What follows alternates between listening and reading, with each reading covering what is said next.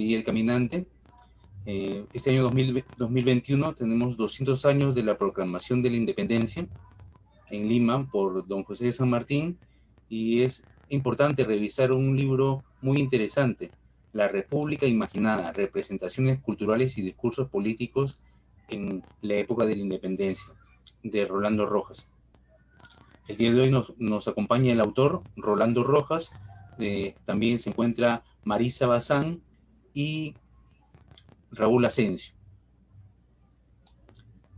A continuación tenemos la participación del autor del libro, Rolando Rojas, quien es doctor en Historia por el Colegio de México, tiene una maestría en Historia y diploma en Planificación y Gestión de Desarrollo Local en la Universidad Nacional Mayor de San Marcos, cuenta también con estudios de literatura en la misma universidad, ha publicado, entre otros libros, Tiempos de Carnaval, El ascenso de lo popular a la cultura nacional, Lima 1822-1922, Cómo matar a un presidente, los asesinatos de Bernardo Monteagudo, Manuel Pardo y Sánchez Cerro. Bueno, también tiene Historia muy mínima de Arequipa, La República Imaginada, el libro que vamos a comentar el día de hoy, entre otros libros. Buenas noches, Rolando, bienvenido a Librería del Caminante.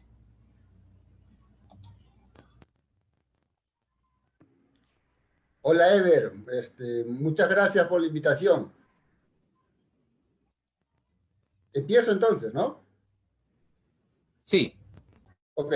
Miren, bueno, buenas noches. Es un placer estar aquí conversando con ustedes. Agradecer a Ever, a Marisa y a Raúl por estar en esta mesa Zoom, ¿no? Este conversatorio sobre la República Imaginada. Bueno, yo voy a comentar 3 ideas a partir del libro, pero también yendo un poquito más allá del libro, ¿no? Para tratar de aterrizarlo un poco al contexto del Bicentenario. Miren, lo primero que les quería comentar es que el libro tiene como un objetivo principal o una propuesta, y es reconstruir el programa político, el horizonte de ideas que animan la fundación de la República. Y este horizonte de ideas, este programa, está compuesto por varios elementos, pero yo aquí voy a plantearles 4 para hacernos una idea de esto. Los que fundaron la República se imaginaban que el Perú, en pocas décadas, se iba a convertir en un país próspero, en el sentido que la plata que había servido para enriquecer a Europa, ahora ya como una república independiente debía más bien regar la economía, debía hacer florecer la agricultura y las manufacturas, ¿no? O sea, aparece una suerte de promesa de la prosperidad. Así aparece la república. En segundo lugar, tenemos la promesa de la democracia, ¿no? Durante el periodo colonial, las autoridades, el virrey y otros, habían sido impuestos pues desde una metrópoli al Perú. Liberados de España, debíamos de constituirnos como una nación libre, como una nación de ciudadanos, elegir a nuestras autoridades, es decir, ser dueños de nuestro destino. Y en tercer lugar, se imaginaban los liberales de la independencia que en pocos años o en pocas décadas el Estado iba a hacer florecer, a expandir la educación y a constituirnos como una sociedad ilustrada, en los términos de la época, o una sociedad educada, ¿no? Estos 3 elementos, prosperidad económica, instituciones democráticas y educación, nos llevaban a una cuarta promesa, ¿no? Estas enrumbaban a constituirnos como una nación integrada, como una nación cuyo vínculo principal era el ejercicio de un conjunto de derechos, en el marco de un crecimiento económico y más o menos, gracias a la educación, con una cierta cultura estandarizada. Ese es el horizonte con el que aparece la República e implica un conjunto de reformas, ¿no? Y aquí voy a la segunda idea. Hay un conjunto de reformas que son necesarias para plasmar estas promesas, Pero estas reformas establecen una agenda para el siglo XIX, una agenda liberal, pero también van a ser reformas resistidas, ¿no? Es decir, lo que les quiero decir en esta segunda parte es que ese conjunto de reformas va a alinear a los actores políticos, sociales, a favor y en contra, y se va entonces estructurar una cierta polarización entre los liberales, entre sectores de la sociedad que empujan estas reformas y sectores que las resisten. Para poner unos ejemplos, ¿no? El tema de la esclavitud. San Martín había otorgado un decreto que liberaba a los esclavos nacidos a partir del 28 de julio del año 21, es decir, la libertad de vientres. Sin embargo, semanas después, retrocede un poco en la ley porque da un decreto por el cual aquellos que eran libres tenían que permanecer bajo patronato de los propietarios hasta los 24 años, ¿no? Porque claro, padres esclavos, hijo libre, ¿quién se encargaba de él? Pero bajo esa figura, en la práctica se extendía la esclavitud y luego normas sucesivas las van alargando hasta los 40 años más o menos. Es decir, lo que expresaba este decreto y su retroceso eran las pugnas entre sectores que estaban queriendo constituir, liberalizar la sociedad y sectores que se están resistiendo. Y así como esto, hay un conjunto de reformas que se quedan truncas, que se quedan a medias y que no logran plasmar estas promesas con las que nace la República, ¿no? Ahora sabemos de que los historiadores hemos sido muy severos para enjuiciar a las varias generaciones del siglo XIX, ¿no?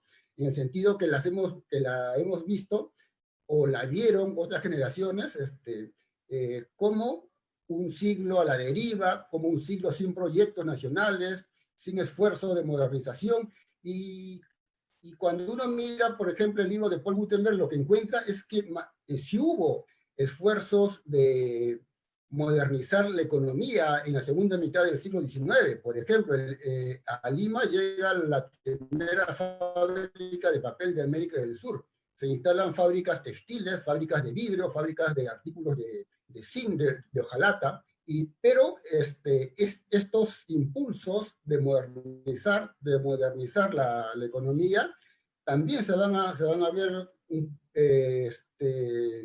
truncos por lo siguiente. Voy a poner un ejemplo para que quede más o menos la idea. La primera fábrica textil que se implanta más o menos a mediados del siglo XIX por dos empresarios peruanos es una fábrica de última generación, o sea, con máquinas inglesas, ¿no? Y se instala, paradójicamente, en la quinta que había pertenecido a la Perricholi, al amante del virrey Abascal, ¿no? Es decir, una quinta colonial que había servido para cobijar al virrey cuando visitaba la Perricholi, en el siglo XIX se había convertido más bien en un lugar para cobijar una industria moderna, ¿no? Una industria textil de avanzada. A los pocos meses esta fábrica va a tener que cerrar y va a tener que cambiar de rubro porque resulta que no encuentra el mercado para poder vender sus mercancías. Y entonces aquí se produce otro problema con estos esfuerzos modernizadores, ¿no? Entonces lo que les quería decir es que hay una serie de esfuerzos truncos, hay una serie de intentos de reforma que son resistidos y que hacen que las promesas de la República no se constituyan, no moldeen completamente la sociedad peruana. Acabo con una tercera idea que para darle pase a mis colegas comentaristas. Miren, en las últimas décadas del siglo XIX, el Perú experimenta un proceso de giro conservador.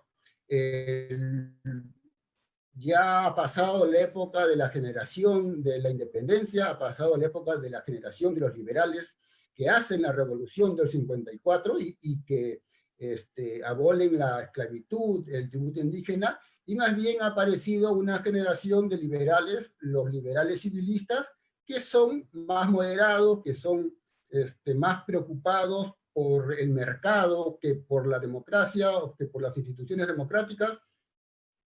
Y a finales del siglo XIX, estos liberales, ante el fracaso de la guerra con Chile y ante la crisis, se entran en una alianza liberales y conservadores en el Congreso y establecen o restringen el voto solamente a los que sabían leer y escribir. Y con esto, lo que les quiero decir es que la generación de liberales civilistas acaba conduciendo al país, en alianza con los conservadores, acaba conduciéndole a un régimen excluyente. Es decir, la vida del Perú independiente había empezado con promesas democráticas, de integración, de prosperidad, pero cierra el siglo XIX con una generación liberal, conservadora, que acaban más bien traicionando esas promesas con las que nació la República y constituyendo al Perú, haciendo del Perú un régimen político excluyente, concentrando la riqueza y haciendo esta cosa, generando este producto antiliberal que Jorge Basadre lo llamó la República Aristocrática. Bueno, esto era lo que yo les quería compartir para iniciar la conversación. Si uno lo quiere decir en dos palabras, la República nace con un conjunto de promesas que alientan cambios, pero cierra el siglo XIX más bien con un giro conservador y con sectores que abdican de estas promesas, que abandonan y que en cierto modo la traicionan. Es decir, empieza como una república imaginada y acaba como una república traicionada. Bueno, eso era mi presentación para empezar. Muchas gracias Rolando. Bueno, a continuación tenemos la participación de Marisa Bazán Díaz. Ella es magíster en Historia por la Universidad Nacional Mayor de San Marcos, tiene un máster de Historia del Mundo Hispánico, las Independencias en el Mundo Iberoamericano por la Universidad Jaime I de Castellón de La Plana, España, es catedrática de la Universidad de Lima, autora del libro La partición política de los indígenas durante las Cortes de Cádiz, Lima en el ocaso del régimen español, 1808-1814. Tiene artículos publicados como Montoneras Andinas, Violencia Ritual y Saqueos, el caso de los rebeldes de Huánuco, 1811-1812. El mundo en revolución, independencia y guerra, un proceso, 1780-1826. Bueno, entre otros numerosos artículos y conferencias académicas a nivel nacional e internacional sobre temas vinculados al proceso de independencia peruana, especialmente sobre los sectores populares. Muy buenas noches, Marisa, bienvenida. Buenas noches, Herbert. Bueno, agradecer a la Librería Caminante por la presentación y también a Rolando, obviamente, por haberme permitido participar de esto. A su vez, a Raúl Asensio, que me acompaña en esta presentación de un texto que fue, ya tiene varias reseñas, bastante leído, varias presentaciones también. 2017, si no me equivoco, fue cuando se publicó el resultado, además de la tesis de maestría de Rolando, al lado del profesor Cristóbal Aljovín, que también he tenido la oportunidad de tenerlo como asesor de tesis. Bien, bueno, yo quiero hacer algunos comentarios respecto al texto. Me parece bastante interesante, ¿no? Que tengamos como, creo yo, de que Rolando hace, él recuerdo que ha mencionado en alguna de sus presentaciones el hecho, por ejemplo, un poco de que el texto te lleva a debatir, por un lado, el asunto del discurso criollo. El título claramente lo dice, ¿no? Ese discurso que se va a representar de diversas formas, tanto incluso Rolando analiza los símbolos patrios, la forma como los propios criollos se autorrepresentan, y también cómo van viendo a los otros sectores de la sociedad, en especial a mí, como, bueno, seguramente a varios, nos parece muy interesante el segundo capítulo, que es el donde él básicamente pues presenta este capítulo titulado Incas Indios también, las representaciones sobre los indios. Bueno, en mi caso pues ese capítulo me atrae, igual como el tercero, sin obviamente quitarle el mérito al primer capítulo, que tiene como título La autorrepresentación criolla, debido justamente a que a mí me interesa del proceso de independencia que es obviamente más allá de 1821, que sería el año oficial, en los sectores populares, en especial el sector indígena, la población llamada indios en esa época, y que Rolando en ese capítulo pues se concentra de manera bastante importante que luego me gustaría comentar. Entonces, eso por un lado. Por otro lado, también Rolando, aparte de generarnos todo un debate respecto a lo que él mencionaba, ¿no? Hay un discurso criollo, no es que no exista. También me pareció muy interesante el hecho de que él, a propósito justamente de este debate, él va a hacernos recordar algo muy importante, ¿no?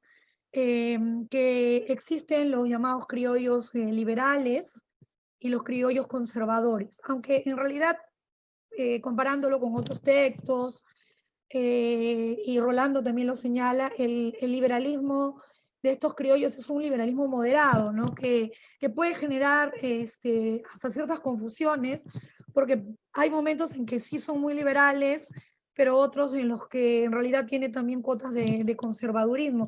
Y eso también se va a dar en el lado de los llamados justamente conservadores, que Rolando, desde lo que yo puedo entender en el texto, nos dice, hay un discurso, hay una forma de una república imaginada. Ese título me parece bastante correcto, porque justamente eso es, ¿no? O sea, el planteamiento de proyectos, él revisa muchos periódicos, La Abeja Republicana me parece bastante destacable, va a revisar también la colección documental, los viajeros de la época y lo que están ellos observando.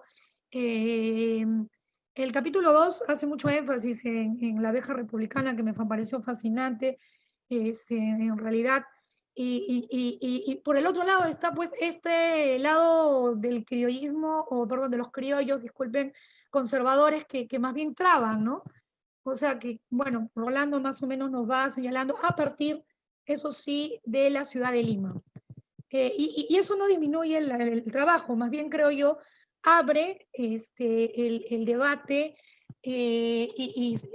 por un lado, de justamente que tenemos la idea de los indígenas negados, pero en realidad lo que el texto señala es que sí, pues hay esto de incas indios, ¿no? Que Rolando lo señala y los hace recordar de parte de una gran historiadora como Cecilia Méndez, pero más bien Rolando le da otra mirada, ¿no? Que también es válido. O sea, el planteamiento del libro no niega el otro planteamiento, pero Rolando destaca mucho que esto de incas sí e indios también es sobre todo en los momentos de guerra, ¿no?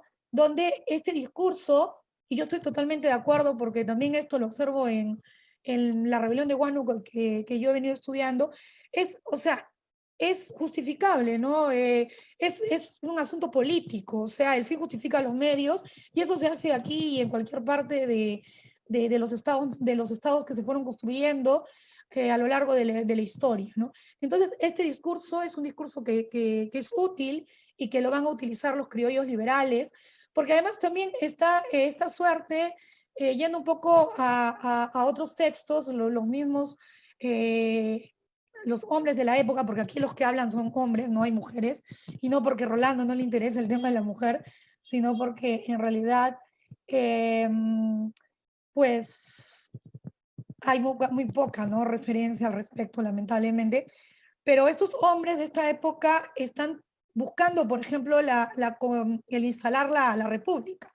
Entonces, en este primer capítulo, donde estos criollos están imaginándose esta república y también autoobservándose ellos, hay también esta suerte de ir en contra de las ideas monárquicas de San Martín.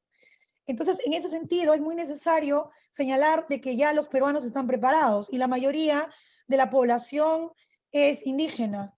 Eso también forma parte de una de las razones por las cuales se avala el hecho del discurso liberal moderado, como dice Rolando, de buscar que el indígena participe. Pero además también está, y bien lo plantea el libro, el hecho mismo de la guerra, ¿no? Hay un asunto de la guerra, hay una necesidad de invocar a estos indígenas. De repente, lo que yo sí, yo un poco haciéndole la pregunta a Rolando, podemos encontrar en otros textos, de repente por eso él no lo toca mucho, es que esto se plantea en las revistas, en los periódicos de la época, en Lima,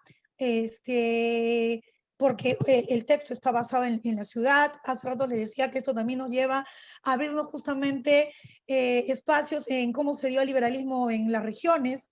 Rolando, yo sé que tiene un trabajo, si no me equivoco, para la región del Cusco. Bueno, Rolando, tú me corriges, pero ya en tiempos posteriores acerca de esto, ¿no?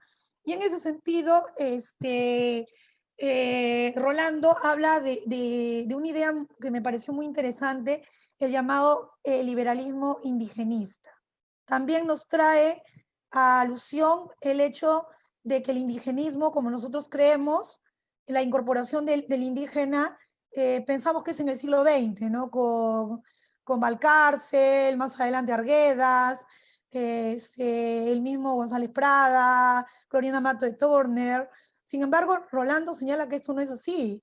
O sea, ya hay un discurso que, es más, él me parece interesante porque hace una interrelación con una época que a mí pues me interesó mucho, que es las Cortes de Cádiz, pero él incluso va más atrás, va al siglo XVIII, ¿no?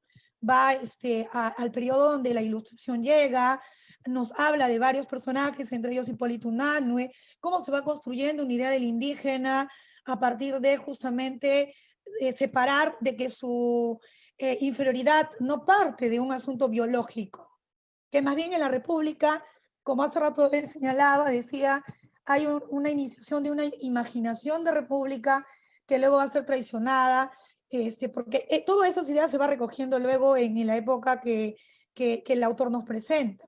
Entonces hay una suerte de una mirada histórica desde el siglo XVIII que él lo lleva hasta la época de San Martín, y también en San Martín hay algo, digamos que contradictorio, ¿no? O sea, esto de la abolición a través de la libertad de vientres, de poco a poco, de la esclavitud, pero San Martín no es liberal necesariamente, ¿no?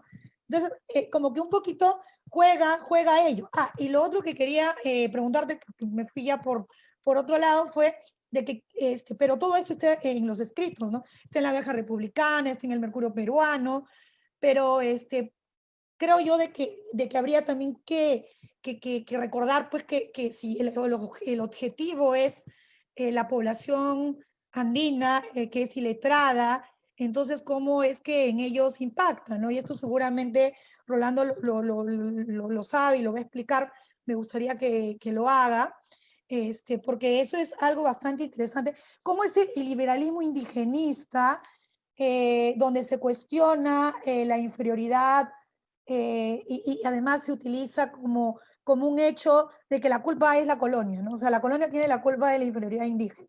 No es que ellos nacen así.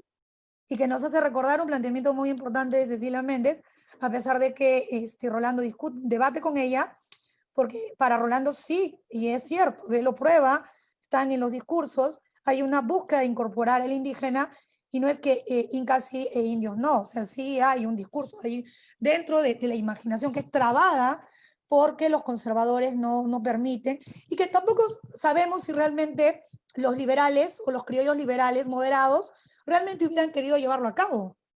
Porque, o sea, esto, el título por eso me parece exacto, no es la República Imaginada. Una cosa es, como Rolando dice, la retórica, porque él menciona el término retórica, y otra cosa pues es el aterrizar esa retórica.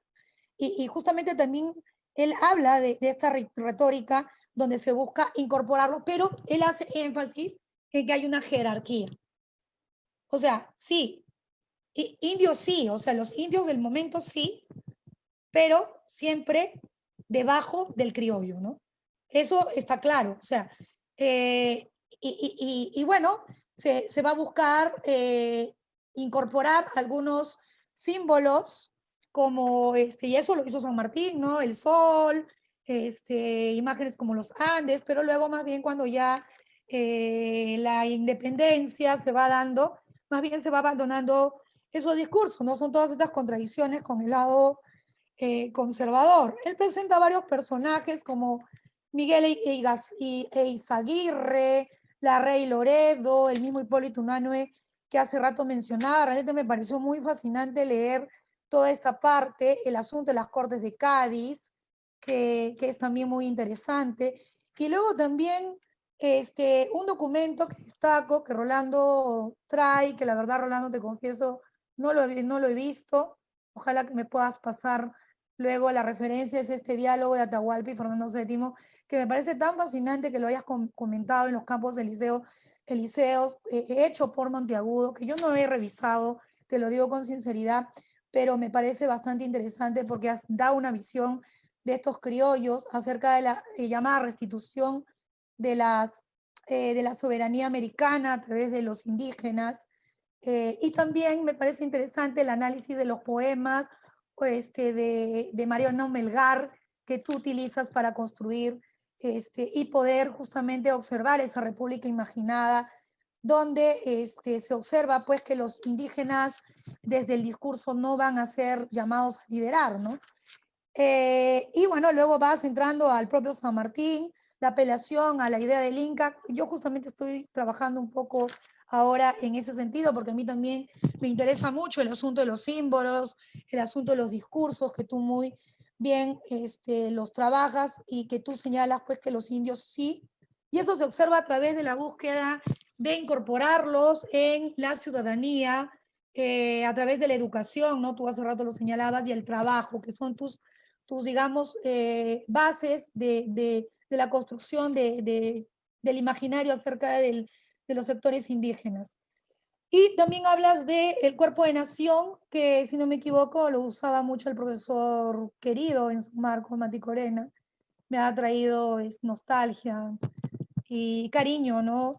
Recordar al maestro Mati Corena, porque tú hablas pues de cómo se utiliza la idea de familia, pero es todo, obviamente hay un reconocimiento de una necesidad de utilizar esos discursos, de imaginar así la nación por parte de los intereses que en ese momento tienen los llamados liberales.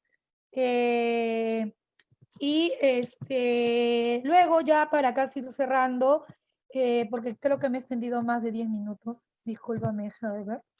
Bien, me parece muy interesante el asunto de la bandera y del escudo que tú señalas, y también que observo que abres un debate interesante para justamente cuestionar este asunto de la independencia, bueno, la discusión clásica de independencia concedida, que tú con esto también nos lleva justamente a observar qué cosas están haciendo los criollos, ¿no? Antes y durante la llegada de la expedición libertadora, y que hay una actividad de parte de esta población y que no está pues de brazos cruzados.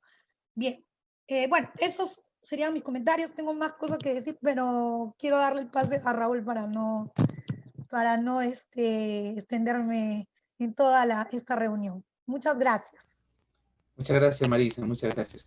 Sí, bueno, a continuación tenemos la participación de Raúl Asensio. Él es doctor en Historia por la Universidad de Cádiz, en España, con maestrías en estudios latinoamericanos por la Universidad Internacional de Andalucía y la Universidad Andina Simón Bolívar, Quito, Ecuador. Es el investigador principal y editor del Fondo Editorial del Instituto de Estudios Peruanos. Sus trabajos abarcan temas como desarrollo rural, puesta en valor del patrimonio cultural e historia social cultural del Perú. Sus últimos libros son El Apóstol de los Andes, de El culto a Túpac Amaru en Cusco durante el velasquismo, Señores de Pasado, Arqueólogos, Museos y Huaqueros en el Perú. Buenas noches, Raúl, bienvenido. Buenas noches, Heber. Muchas gracias por la invitación a estar acá hoy acompañándoles junto con Rolando y Marisa en la presentación de la nueva edición de este libro, La República Imaginada, de Rolando Rojas. A diferencia de Rolando y de Marisa, yo no soy especialista en la época colonial. Entonces voy a circunscribir mis comentarios a dos elementos que creo que son bien importantes del libro. En primer lugar, el libro como producto editorial, o mejor como producto editorial, como producto intelectual. Este texto que produjo Rolando Rojas en 2017 es parte de un conjunto de trabajos que Rolando ha publicado en los últimos años en el Instituto de Estudios Peruanos y que claramente van marcando un determinado perfil de historiador. O si lo queremos decir de otra manera, van marcando un estilo de ejercer la profesión de historiador por la que Rolando apuesta. Este es un texto que tiene un conjunto de características que me parece que lo hacen especialmente valioso y singular en el contexto de la producción historiográfica peruana, por lo menos de los últimos años. Es un texto que está escrito en un lenguaje asequible, es un texto que está pensado no solamente para debatir con historiadores, sino también para todas aquellas personas que están interesadas en el pasado del Perú, que están interesadas en indagar sobre las raíces de la República y los debates sobre los primeros años de la independencia. Esto no quiere decir que Rolando disminuya el nivel de su debate o disminuya el nivel de producto intelectual de su trabajo. Al contrario, lo que quiero decir es la capacidad que Rolando tiene y la apuesta como intelectual que hay detrás de todo esto por transmitir este conocimiento de tal manera que no se quede solamente en un debate especializado, que no se quede únicamente en un debate entre historiadores o entre colegas especialistas. Y esto lo hace de diferentes maneras. Lo hace en primer lugar, como ya he dicho, por el tipo de fuentes que trabaja, pero también por el estilo de escritura. Es un estilo que apuesta por la narración, que también incluye, por supuesto, de análisis y de debate, pero que apuesta por un hilo conductor que permite que la persona que se acerca al libro se encuentre enseguida atrapado por este libro. No es un libro ni mucho menos que cueste leerlo, no es más bien al contrario, un libro que cuesta dejar de leerlo. Y este es un elemento que está presente no solamente en este libro de Rolando, sino también en los otros libros que ha ido produciendo en los últimos años. Como dije antes, forma parte de un estilo de ejercer la profesión. Es además un libro corto. Es un libro de 140 páginas. Es un libro que nos permite leerlo sin llegar a aburrirnos del texto, sin que nos sintamos saturados por el texto, sin que nos sintamos que tenemos que abandonarlo porque tenemos que atender a otro tipo de lecturas. Nuevamente, esta apuesta por este tipo de producto editorial, libro de 150, 200 páginas, está presente a lo largo de toda la trayectoria de Rolando en los últimos años y forman parte de ese estilo de ejercer la profesión por la que él apuesta. Este estilo narrativo, además, que hace que las citas o las referencias bibliográficas estén al servicio de la historia que quiere contar, estén al servicio del debate que quiere plantear. A diferencia de otros textos que todos hemos leído, no es un libro en el que nos vayamos a sentir abrumados por la cantidad de notas, por la cantidad de referencias bibliográficas, por la cantidad de términos eruditos que se utilizan. No es un texto en el cual toda esa parafernalia profesional llega a ahogar la historia, llega a ahogar a la historia que se quiere contar a la narración. Por el contrario, lo que Rolando sabe hacer muy bien es poner todo ese aparato técnico, todas las habilidades del historiador, todas las herramientas del historiador al servicio de la historia que quiere contar y del debate que quiere dar. Y este es justamente el segundo elemento que quería destacar de este texto. No solamente su dimensión que tiene como producto intelectual singular que denota un estilo de ejercer la profesión de historiador, sino también, además, el tipo de debate intelectual que el libro quiere abrir. Lo que el libro nos plantea es la necesidad de volver a mirar los debates intelectuales, los debates políticos, los debates culturales de los primeros años de la independencia. En buena medida porque esta es una época que ha quedado muy ensombrecida. Ha quedado ensombrecida, por un lado, por un discurso celebratorio que predominó hasta aproximadamente hace 50 años, y después por un discurso muy crítico, que tiende a ver la independencia como un paso casi inocuo, como una mera continuidad de la época colonial, como un tránsito entre dos realidades que apenas se diferenciarían entre sí en los temas sociales, económicos e incluso políticos. Rolando lo que hace es volver a las fuentes, lo que hace es volver a los debates de aquellos años, y lo que descubre es un debate intelectual mucho más vivo, un debate intelectual mucho más matizado y mucho más sorprendentemente revolucionario y abierto del que esta historia crítica nos está diciendo en los últimos años. No se trata de alguna manera de volver al discurso celebratorio anterior. Ese no es el objetivo de Rolando. Lo que se trata es de reconstruir esos años como realmente un momento de oportunidad política en el cual emergen nuevos discursos, en el cual emergen nuevos debates y en el cual se plantean nuevas formas de organización política del nuevo Estado. Y es a tratar esos temas a los que Rolando trata de acercarse en este libro. Y encuentra cosas que realmente han estado fuera de nuestro debate sobre la independencia en los últimos años. Uno, como ha señalado muy bien Marisa, es el papel que tuvo en el pensamiento de los primeros liberales que apostaron por la independencia, la heterogeneidad cultural. Lejos de ser una heterogeneidad cultural negada, la heterogeneidad cultural, las diferencias entre criollos, mestizos, afroperuanos e indígenas, estuvo en la raíz del pensamiento republicano peruano casi desde el principio. Desde el principio se concibió como un reto al cual tenía que asumir la nueva república. Y ahí generalmente lo que hemos optado la mayoría de los historiadores de los últimos años es por meter todos esos debates dentro de la caja negra del racismo.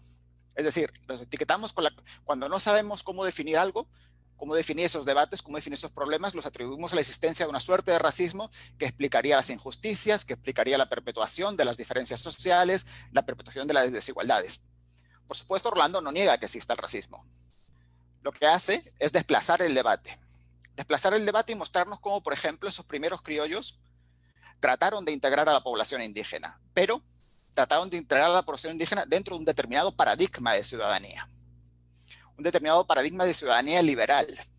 Es decir, más que tener miedo al diferente, a lo que le tenía pavor liberal eran las diferencias, a las diferencias culturales, a las diferencias étnicas, pero eso no implicaba, tal como Rolando nos muestra por lo menos en estos primeros liberales, que al indígena se le excluyera del cuerpo republicano. Más bien el pensamiento era, tenemos que incluir al indígena en el cuerpo republicano, pero eso implica que el indígena tiene que adaptarse a este patrón de ciudadanía, a un patrón de buen ciudadano, lo cual implica una suerte de desculturización para alcanzar la ciudadanía. Por supuesto, esto es una visión de la manera de tratar la heterogeneidad cultural que hoy nos parece errónea, que hoy nos parece moralmente equivocada, pero que en ese momento constituía un avance notable. Constituía un avance notable respecto a lo que había antes. Constituía un avance notable porque ya no se negaba la potencialidad de alcanzar la ciudadanía por cuestiones étnicas. Ya no se decía, tú por una cuestión étnica no tienes capacidad para alcanzar la ciudadanía y quedas fuera del cuerpo de ciudadanos. Lo que se decía es que tienes que convertirte en buen ciudadano. Tienes la capacidad para convertirte en buen ciudadano y a través de ese tránsito integrar el cuerpo republicano. Esto es un matiz bien importante. Es un matiz bien importante porque abre debates distintos de los que hemos estado acostumbrados a plantear en los últimos años sobre la manera en la que se ha construido la nacionalidad y sobre la manera en la que se ha construido el discurso republicano en el Perú. De hecho, es un discurso digamos, las cosas que Rolando encuentra son tan sorprendentes que este primer proyecto republicano va a encontrar oposición de muy diferente manera. Va a encontrar oposición, por supuesto, la ha señalado ya Marisa, de los liberales conservadores. Perdón, de los criollos conservadores.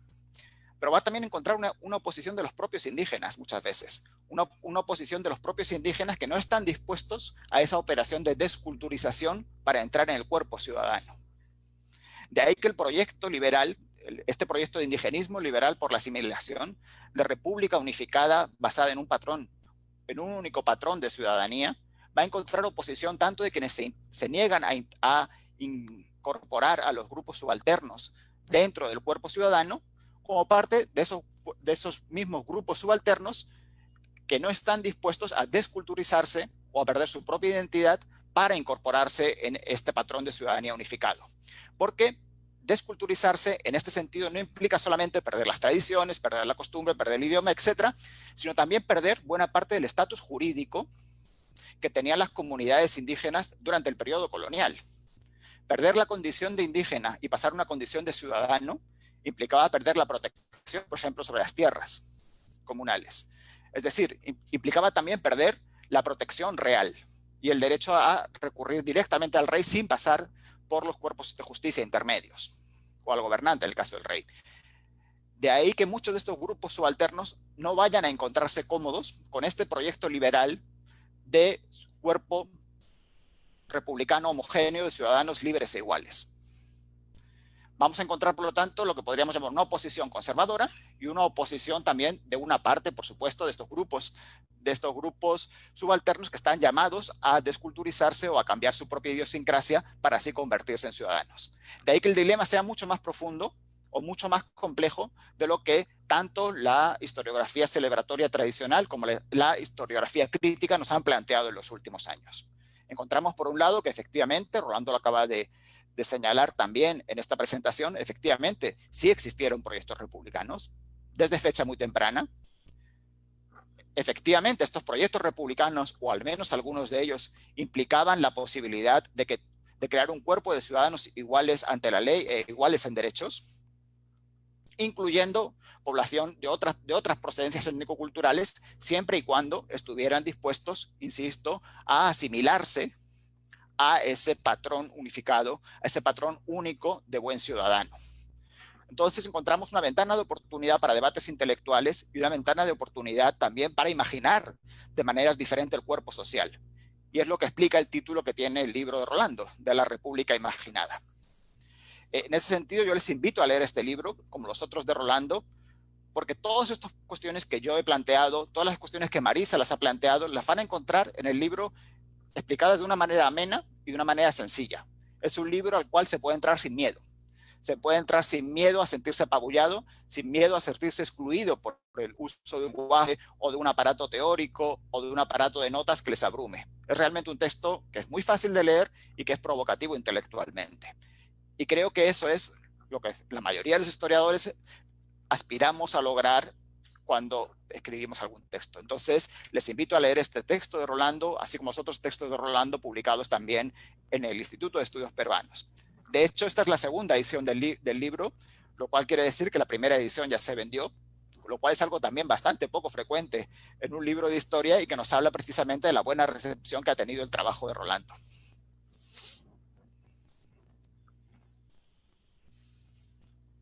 Muy bien. Muchas gracias, Raúl, por tu participación.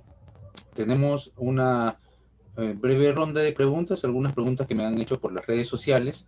Quisiera compartir las preguntas para que puedan ustedes respondernos, ¿no? Referente a, son preguntas por el Bicentenario. Habían diferentes corrientes ideológicas, por un lado Sánchez Cerro y el otro lado Bernardo Monteagudo. ¿Qué tan cerca estuvimos de ser monarquía? A ver quién de nuestros invitados nos puede contestar. Rolando.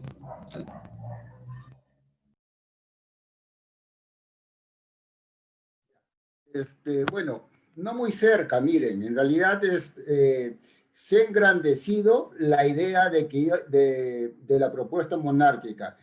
En efecto, la propuesta de una monarquía constitucional la trae San Martín, la trae Monteagudo, porque ellos venían de la experiencia de las Provincias Unidas de La Plata, que se había convertido en un caos, y que entonces la monarquía, es decir, tener a un rey como eje político de la sociedad, en teoría debería de generar estabilidad, porque el régimen republicano de constituir gobiernos llevaba más bien a la disputa.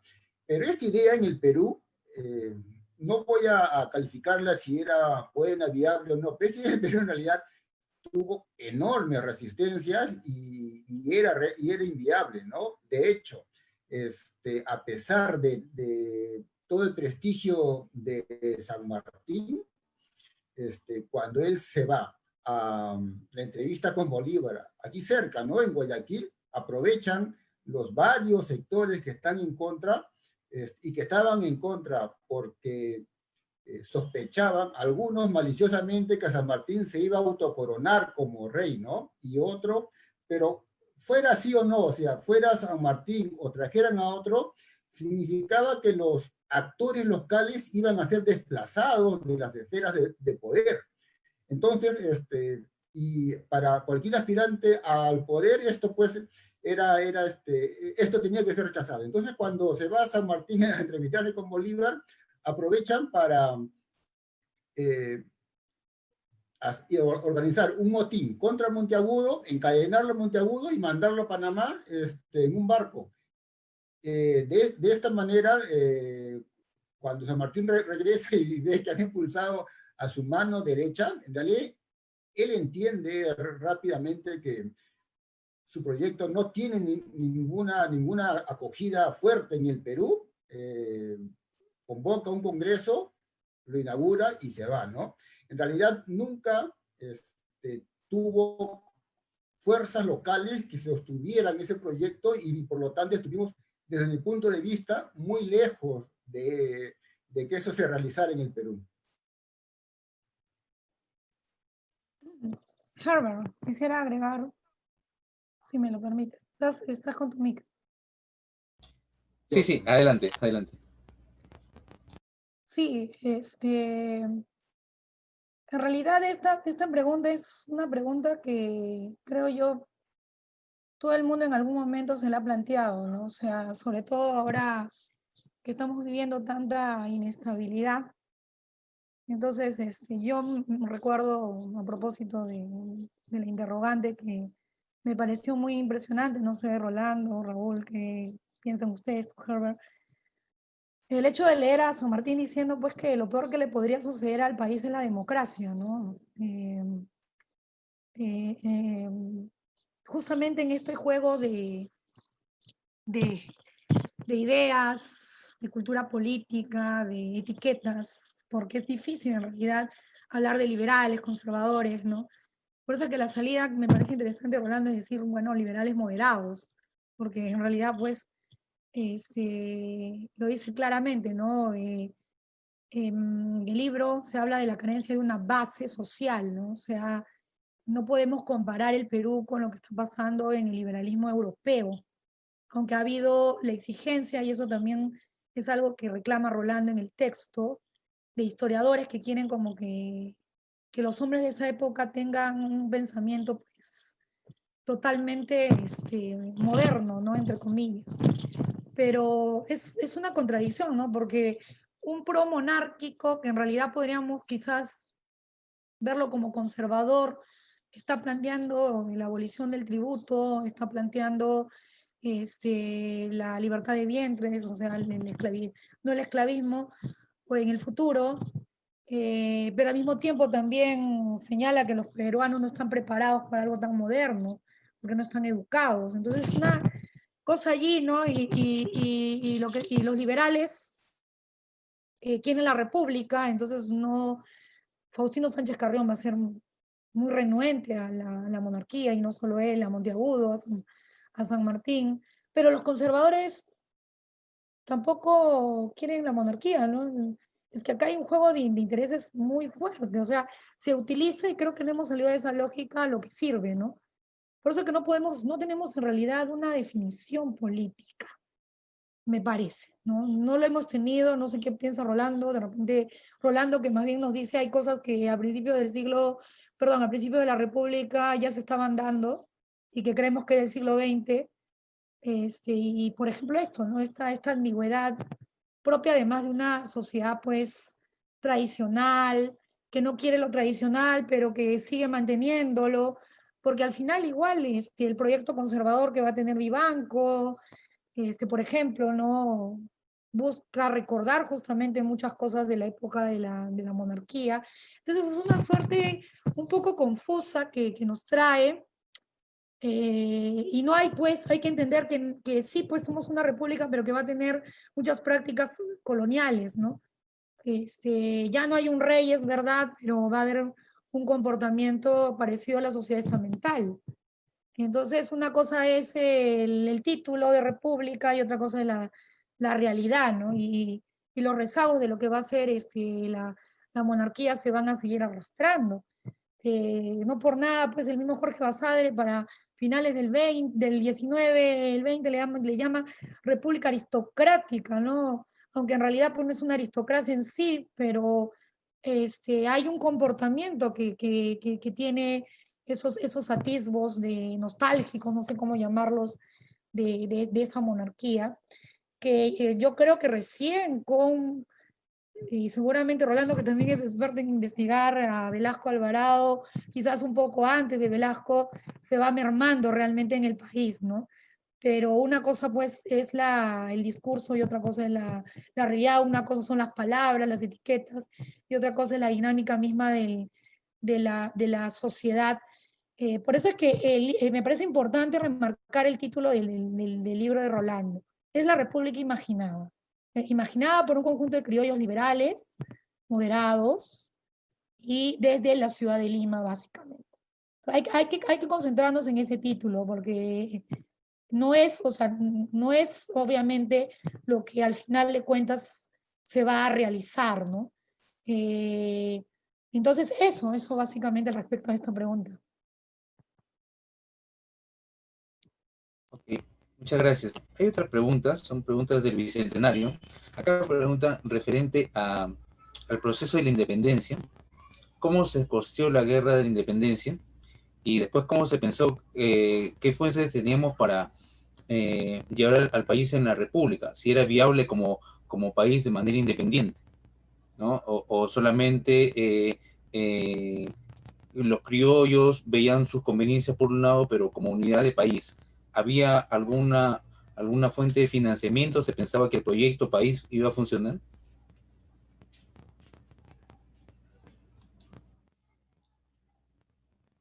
No Empezaré sé. yo, mire, sí, a ver,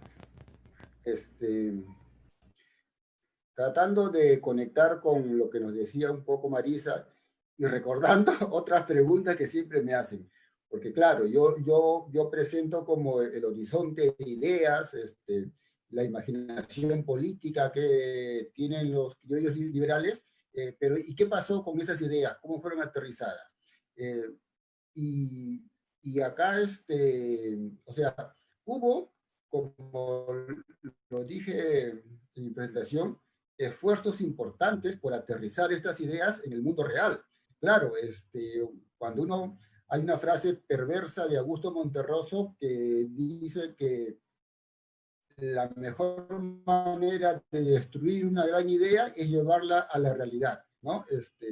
No me la roben porque la voy a poner en uno de mis libros, por favor. Este es un poco la historia del liberalismo en el siglo XIX.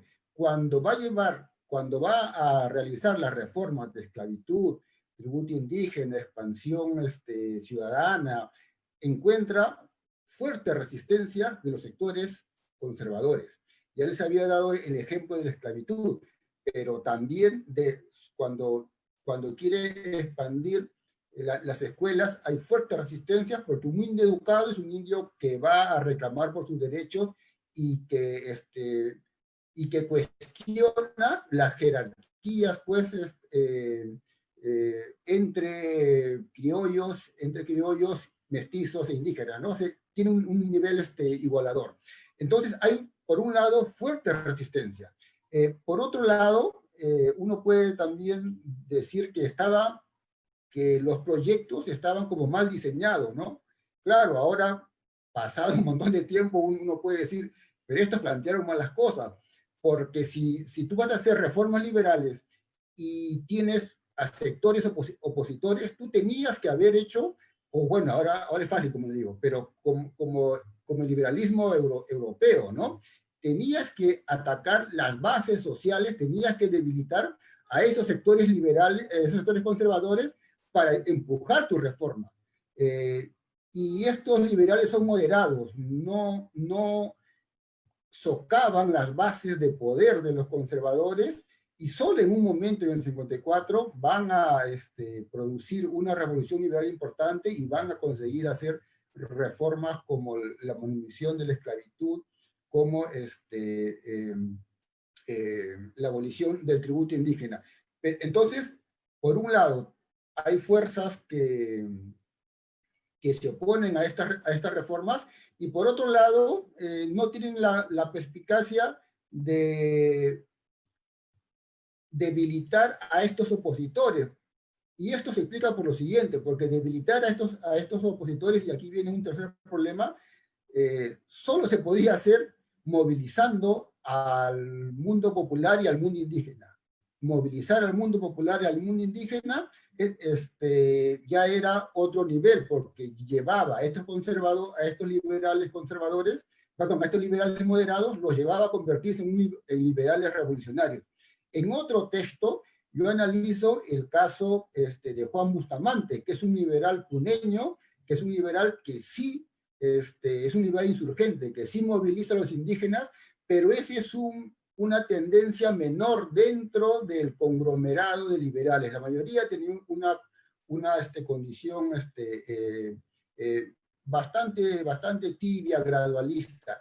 Y en cuarto lugar, ahora que mencionaba, y también le agradezco a Raúl por sus comentarios, ahora que mencionaba a Raúl, he apuntado algo que luego lo voy a desarrollar, porque creo que yo, si lo he mencionado en el libro, no lo he desarrollado. Y es que, en efecto,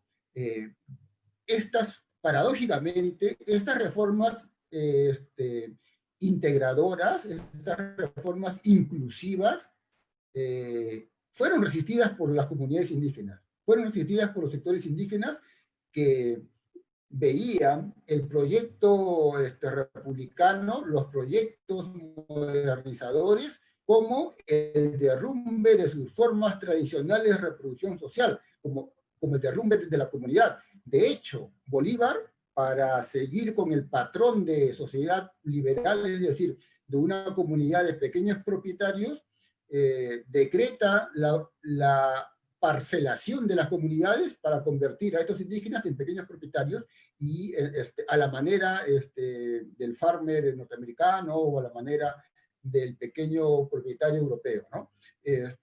Obviamente hay un rechazo de las propias comunidades, pero también de los actores políticos, que se dan cuenta que esto puede ser un problema mayor, porque puede permitir que los poderes locales se apropien de esa tierra. Entonces, como ven, otra vez para citar a Monterroso, llevar las ideas al terreno de la realidad, se encontró con estos problemas que ellos no saben resolver. Y entonces, para acabar, ¿no? O sea, hay un cúmulo importante de esfuerzos que hemos despreciado, que no le hemos dado la importancia debida, porque son esfuerzos truncos, a medio hacer, fallidos, mal diseñados, pero que en realidad, con todo eso, si uno mira la segunda mitad del siglo XIX, si uno lo compara con la época virreinal, son dos mundos totalmente distintos. A pesar de todas estas cosas que les he contado, de todos estos puestos truncos, sin embargo, la sociedad peruana, y sobre todo limeña, ha sido transformada de tal manera que un hombre, si hubiera vivido la época colonial y la época de las últimas décadas del siglo XIX, se habría sentido en un país muy distinto en el que había nacido o en el que había crecido, ¿no?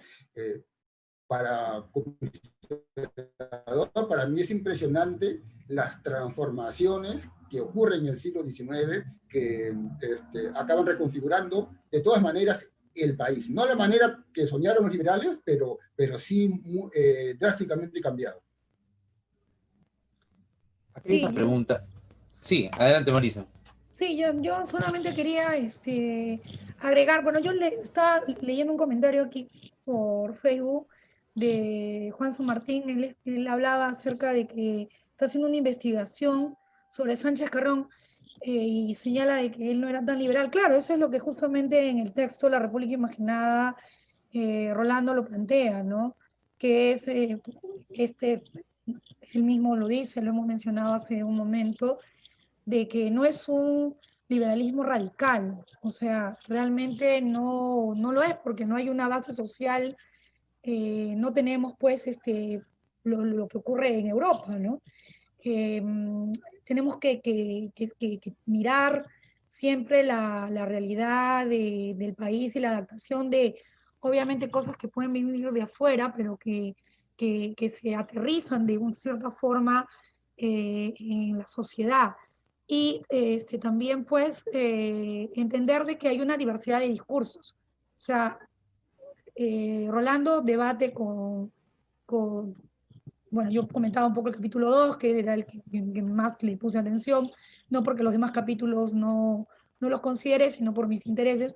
Y él, bueno, ahí plantea pues esta mirada distinta a lo acostumbrado, ¿no? Esto de incas sí, indios no, pero, o sea, también hay un incas sí, indios también, ¿no?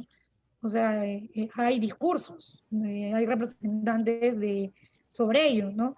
El texto de Incas Indios no apela sobre todo a un intelectual que es fue el nombre, eh, se me fue el nombre del intelectual, el de las sátiras, vaya Manuel Pardo, Felipe Pardo y Aliaga, perdón. Entonces, a partir de la obra de Felipe Pardo y Aliaga, se construye un poco ese texto, ¿no?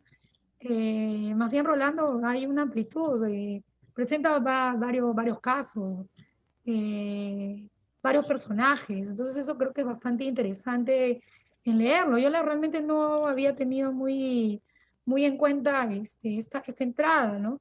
Entonces, bueno, yo creo que el planteamiento de Rolando no niega los otros planteamientos, es más bien una invitación al debate, es la agregación y el mostrarnos este país tan fragmentado, con ideas tan diversas, estos liberales que parecen conservadores, conservadores que también actúan como liberales, el mismo San Martín que tiene ideas liberales y conservadoras, y que también creo yo obedece, y eso un poco lo mencionaba Rolando, que es una sociedad en tránsito. Ahorita mismo nosotros estamos viviendo, yo considero no un inicio, sino un tránsito con este problema del COVID, con una nueva cultura mundial de la salud, y van a haber cosas que vamos a arrastrar y cosas que van a cambiar. Es así, estos hombres de esta época van a vivir un momento muy complejo. O sea, yo no me imagino vivir en Lima en ese tiempo, haber tenido metida en la cabeza la idea de un rey al que debo amar y ahora tengo que amar a la patria. O sea, ¿cómo me deconstruyo? ¿No? O sea, eso no va a ser sencillo. Y en cuanto a la pregunta que planteaste, la financiación, bueno, eso va a obedecer a una financiación foránea y también a una financiación que muchos en este caso los limeños, se van a sentir orillados porque bueno, pues no, ya están metidos en el barco y pues tienen que ir porque ellos están también haciendo cálculos, ¿no? Están viendo, y eso también es un poco la dinámica actual. Nosotros vemos cómo los partidos políticos tienen detrás gente que financia y los financia a todos, para ver con cuál gana y con él, pues no ir. Lo hemos visto en estos hechos de corrupción, ¿no? Terribles, como el caso de Odebrecht. Igual en esta época la gente está, o sea, si bien los símbolos, el lenguaje, las costumbres pueden diferir, hay algunas conductas, en el caso del plano político, que es repetitivo, ¿no? Desde que apareció el Estado en la humanidad. Y que, bueno, Maquiavelo lo sabe plantear bastante bien. No quiere decir que estemos de acuerdo, pero es la realidad. Bueno, gracias. Hay una pregunta doble, dice, ¿por qué no se pudieron emprender reformas sociales que transformaran la herencia colonial Y acá viene y dice, ¿diría usted si la iglesia jugó algún rol para impedir esas transformaciones? O quizás faltó una voluntad política para emprenderlos. Raúl, de repente tú quieres comentar sobre la famosa herencia colonial y yo comento sobre la iglesia. Gracias, Rolando. En realidad yo creo que la misma pregunta nos vuelve a llevar al debate que Rolando quería abrir con su libro. Y es el peso que tienen muchas veces estas visiones estereotipadas que tenemos sobre la independencia. Yo me quedo con una frase que Rolando ha dicho hace un rato. Es cierto que pudo haber continuidades, es cierto seguramente que hubo bastantes elementos que no se transformaron en el sentido que hoy pensamos que debieron haberse transformado, pero un peruano que viviera en la década de 1840 o 1850 se iba a encontrar en una sociedad muy distinta de un peruano que hubiera vivido en 1800, 1810 antes de la independencia. Es decir, si algo nos devuelve al debate este tipo de libros, es que la independencia no fue una transformación tan epifenoménica, como, o sea, tan superficial, como la historiografía crítica nos ha planteado. Es decir, no es cierto que no hubiera reformas sociales, no hubo probablemente todas las que hoy pensamos que hubiera debido haber, no es cierto que no hubiera transformaciones políticas, es cierto que probablemente no fueron en el mismo sentido en el que hoy pensamos que debieran haber ido, pero la transformación que se produjo, no solamente en el Perú, sino en toda América Latina en las primeras 4 décadas del siglo XIX, fue una transformación muy significativa, como lo fue también en Europa, que es la emergencia del mundo moderno tal como lo conocemos hoy en día y el final del antiguo régimen. Eso ocurrió también acá, probablemente con otras características distintas, probablemente, e insisto en esto, no en la manera en la que hoy pensamos que debió haber ocurrido, pero creo que como historiadores nos corresponde regresar a ese momento y nos corresponde volver a reevaluar ese momento en el sentido que lo hace Rolando. Y como bien ha señalado Marisa, decir hubo este tipo de discursos, decir hubo este tipo de cambios, no quiere decir negar que también existieron otro tipo de discursos y otro tipo de resistencias. Pero al mismo tiempo tenemos, creo, que superar esa visión tan caricaturesca de no hubo ningún tipo de independencia, no hubo ningún tipo de cambio, no hubo ningún tipo de transformación. Okay. Voy yo con lo de la iglesia. Miren, un poco en la línea de lo que decía Raúl. Cuando uno compara el poder económico, político y por supuesto religioso que tenía la Iglesia Católica durante la colonia y luego cómo ese poder se va desmontando. Miren, si algo, si hubo algún gran perdedor, digamos, de la independencia, probablemente uno de esos grandes perdedores fue la iglesia. La iglesia le fueron cercenando cada caudillo militar, cada gobierno, le fue cercenando predios, haciendas, recursos, los fueron empobreciendo. Y cuando uno mira el periodo colonial, la iglesia concentra las mejores tierras de la costa, pues, los jesuitas, ¿no? El famoso libro de Pablo Macera, es el gran prestamista de la sociedad colonial y tiene una gran influencia en la política y en la sociedad virreinal. Eso lo va a perder a lo largo del siglo XIX. La iglesia, para responder un poco a la pregunta, era conservadora, sí, pero los caudillos van a echarle mano a gran parte de sus recursos y hay estudios detallados de Fernando Armas que miran cómo la iglesia es como la poseedora, los caudillos utilizan a la iglesia como decimos ahora nosotros, ¿no? Que vendemos las joyas de la abuela. Las joyas de la abuela de los caudillos era la iglesia.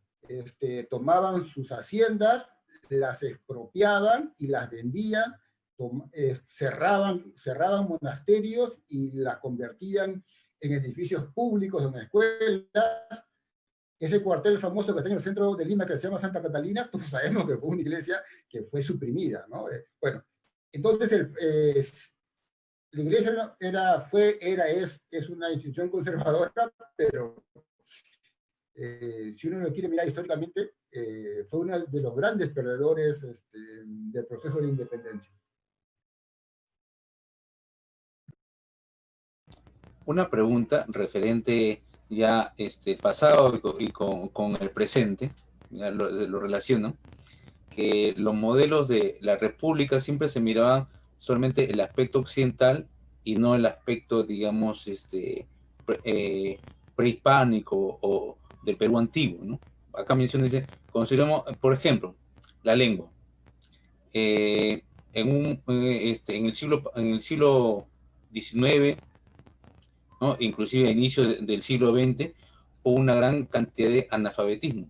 O sea, no hablaban el español, por lo tanto, hablaban las lenguas originarias, ¿no? Sí, pero como siempre está la mirada en el aspecto occidental, ahora y nunca se pensó integrar las lenguas, ahora en la actualidad, la gran mayoría de peruanos hablamos español y las lenguas originarias casi no las hablan o se han perdido. Por ejemplo, en tiempos actuales, uno va a la sierra y el poblador joven de la sierra, en una gran mayoría, no habla el idioma original. Inclusive en Lima también hablaban quechua y ya eso se ha perdido. Acá, ¿qué pasó en este proceso? Nunca se vio en su manera íntegra el aspecto occidental con el aspecto originario.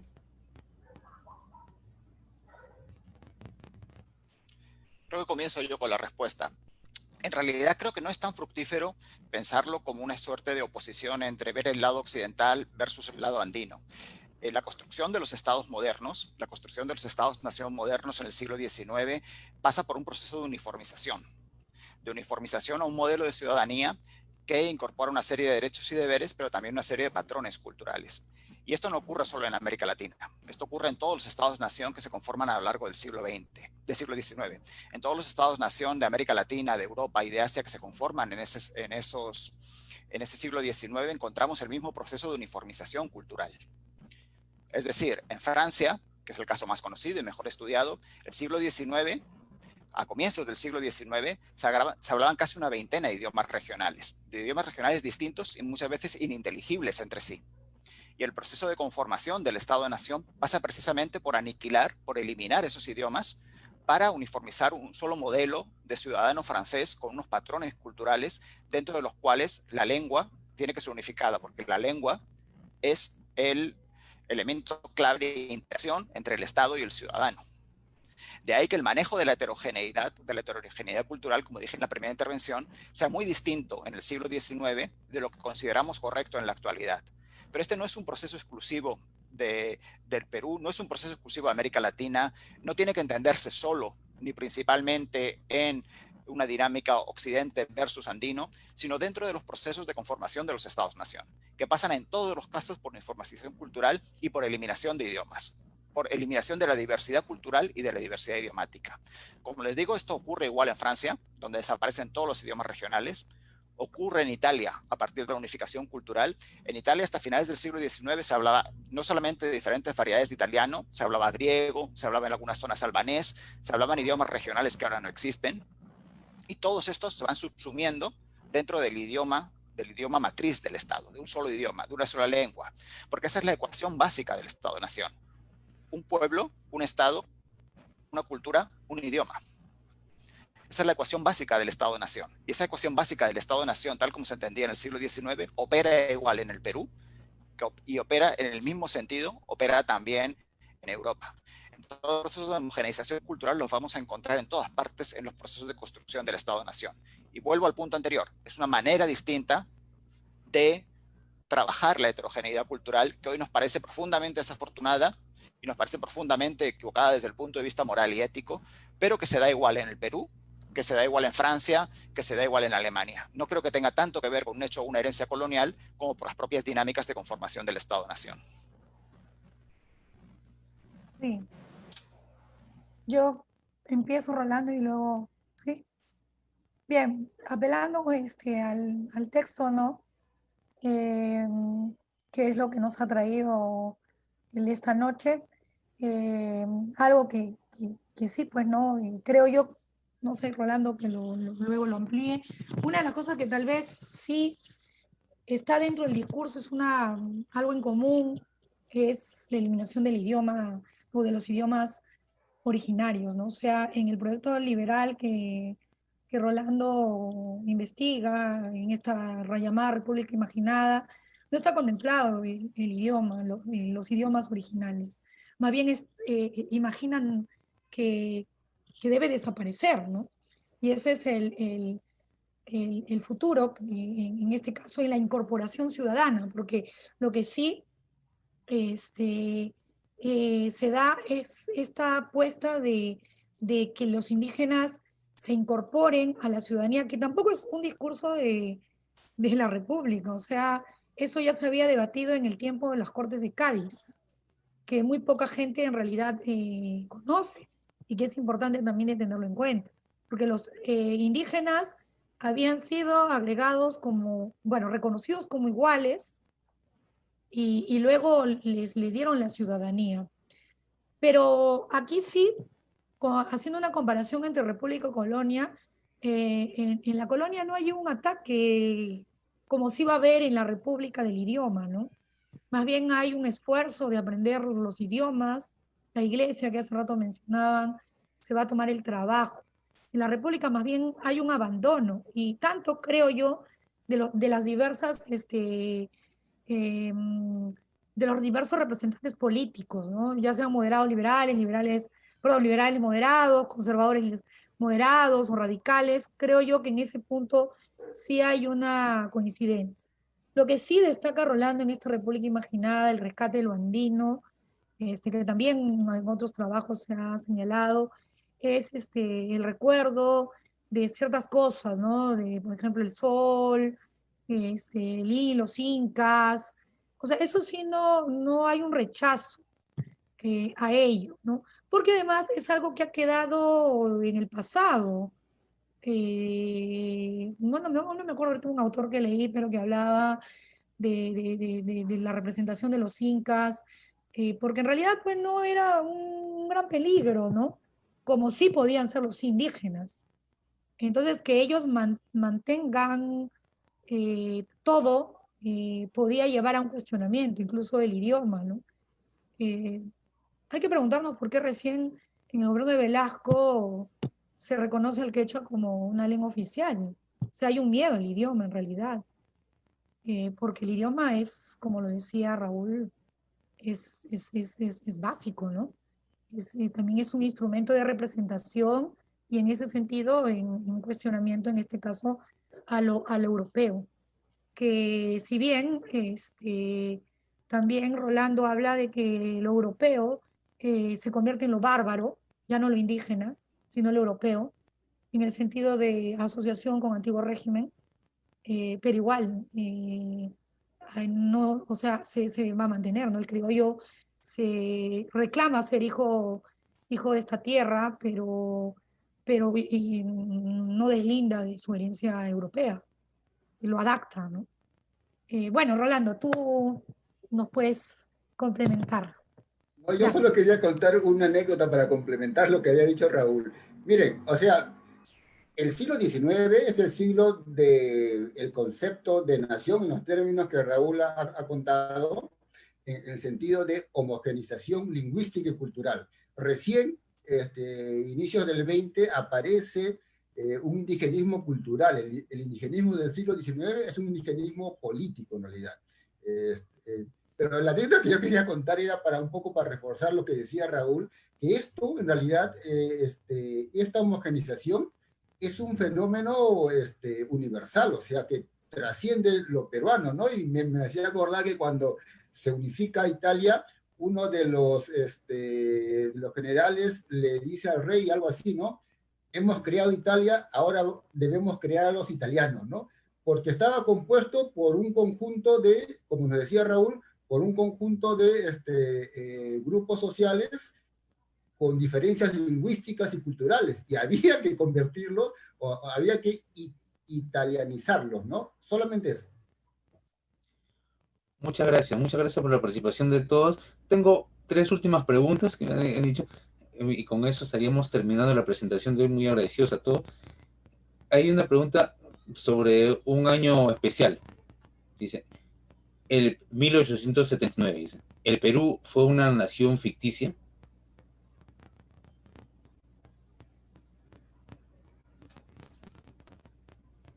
Bueno, lo diré rápidamente. Eh, hay una, hay una frase en el libro de José Luis Reñique, que él se la adjudica, que él la cita y es de González Prada.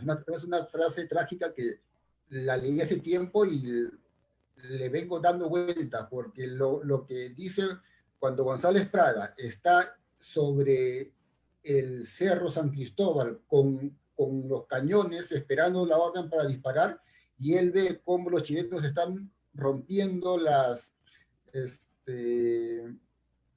líneas de defensa de Lima y están derrotando. Él ahí cita Reñique y dice que González Prada en esa escena vio cómo la nación se desvanecía, cómo la nación empezaba a disolverse.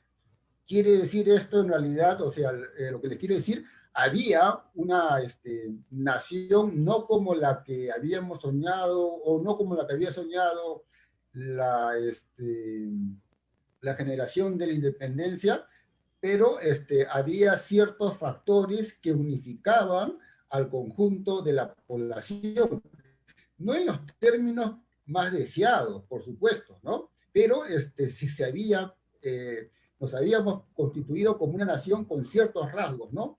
Con un colonialismo interno, si es que queremos usar ese viejo término que aún todavía no hay manera de reemplazarlo, ¿no? Jerárquico, acriollado, pero había un conjunto de instituciones que, mal que bien,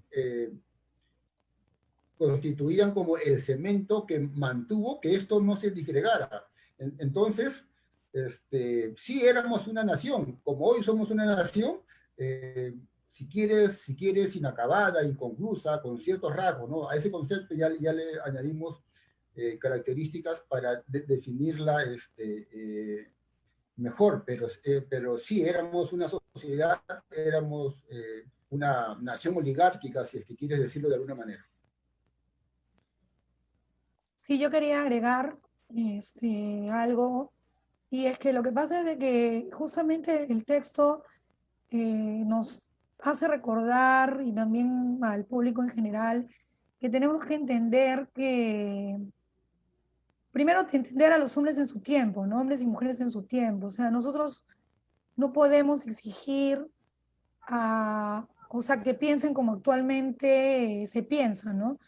Es decir, no podemos ver el pasado con los ojos del presente, y también tenemos que entender, y eso tiene que ver con la historia conceptual, que la idea de nación se va a ir transformando. Rolando hablaba de González Prada, ¿no? Para él era un hombre de su época, el cual vislumbra que hay una nación.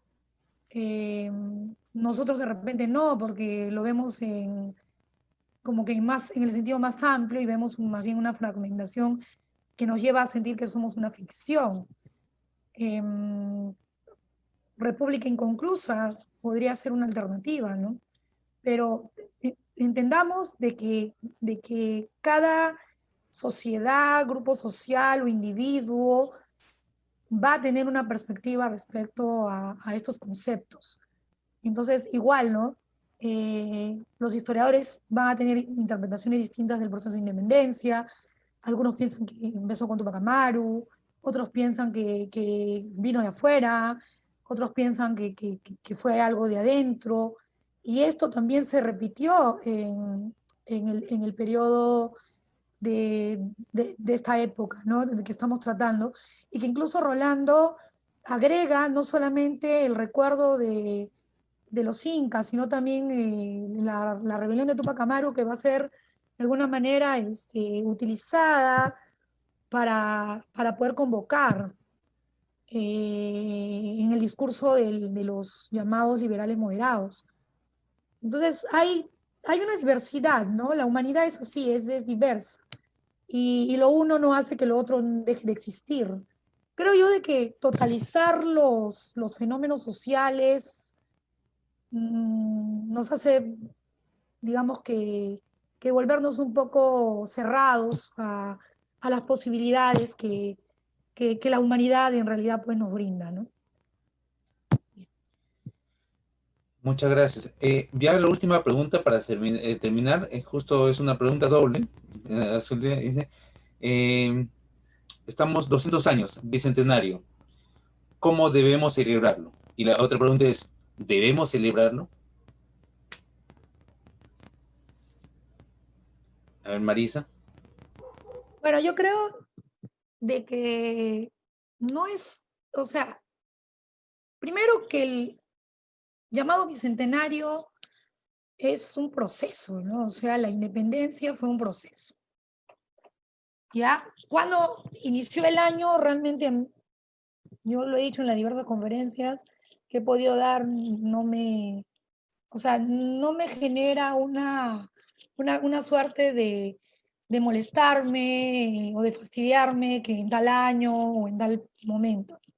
Porque creo yo que el año de los bicentenarios que hemos tenido en otros países fueron elecciones, es decir, los años del bicentenario en realidad es una construcción, es justamente la imaginación que tuvo aquellos que estuvieron en el poder, que en ese sentido también va el texto, ¿no? Y cómo esto se fue imponiendo.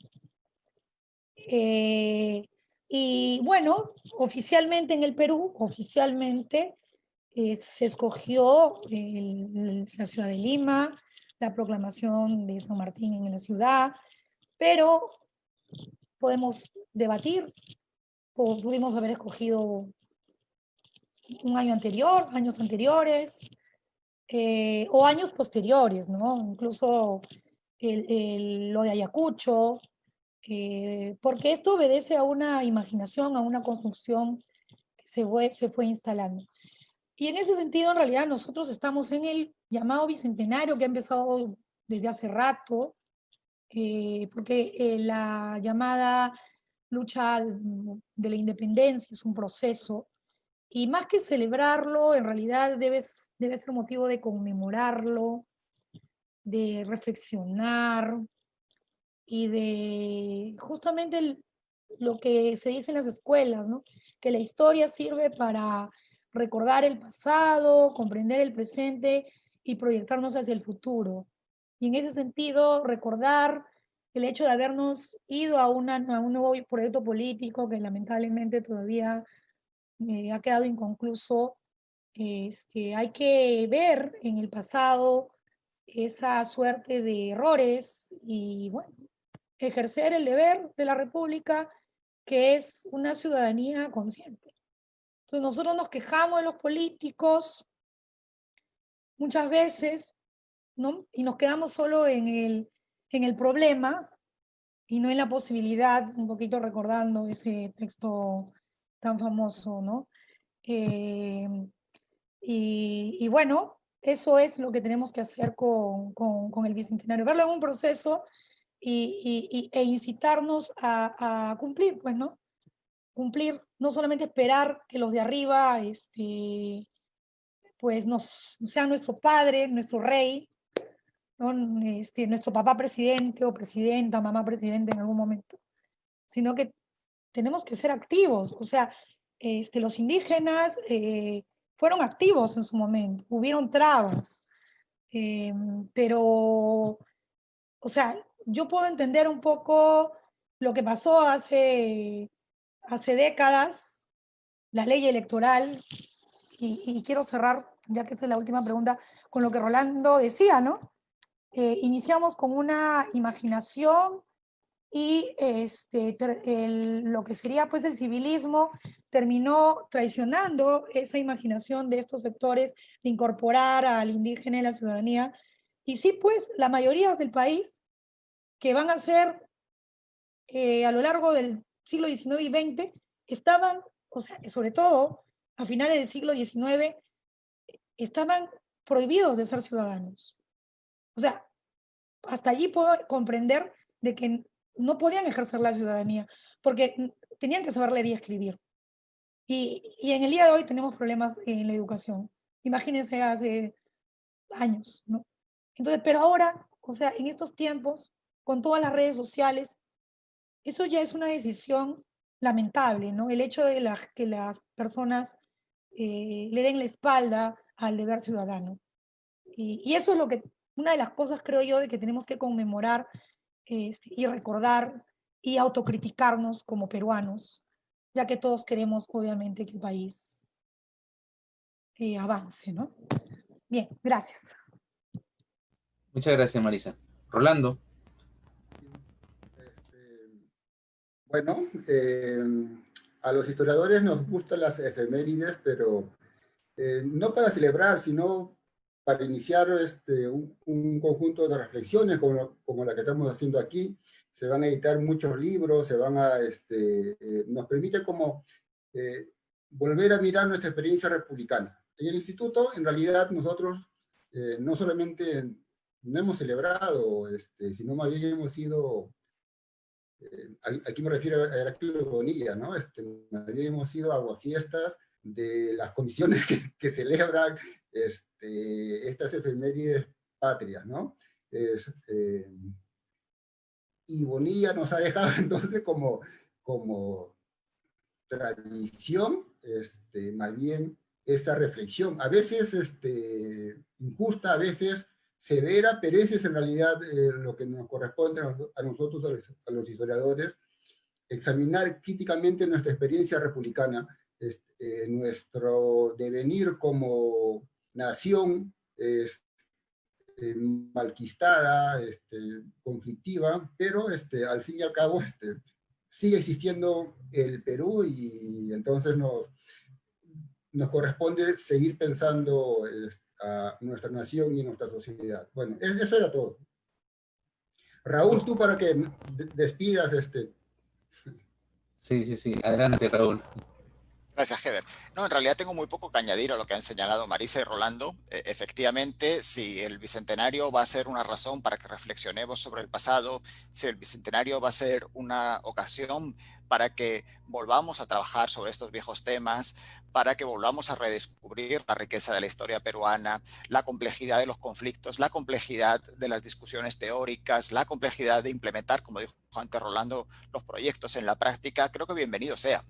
Al fin y al cabo, las naciones tienen mucho de rito y de ritualidad, y las efemérides no son más que esa parte de esa mitología que todas las naciones se construyen a sí mismas y que son parte también de esa argamasa de la nación. De ahí a llevar a una celebración, probablemente no va a haber la celebración, entre otras muchas cosas, por la condición en la que estamos todos ahora, en estos meses tan complicados. Como ha señalado Rolando, creo que se trata de aprovechar este momento, aprovechar la apertura que hay, aprovechar oportunidades como la que tú, Heber, nos has presentado para continuar reflexionando y continuar discutiendo sobre qué pudo ser, qué es y qué queremos que sea el Perú. Muchas gracias a todos por su participación. Gracias a Rolando, Marisa, Raúl, ha sido muy interesante. Ya saben que este libro República Imaginada de Rolando Rojas lo puede conseguir acá en Librería El Caminante. Y bueno, para finalizar nos quedamos con lo último, que justo que nos mencionaba Raúl, era referente en este bicentenario, que es una ocasión también propicia para reflexionar sobre nuestro país y trabajar por un Perú mejor. Muchas gracias a todos.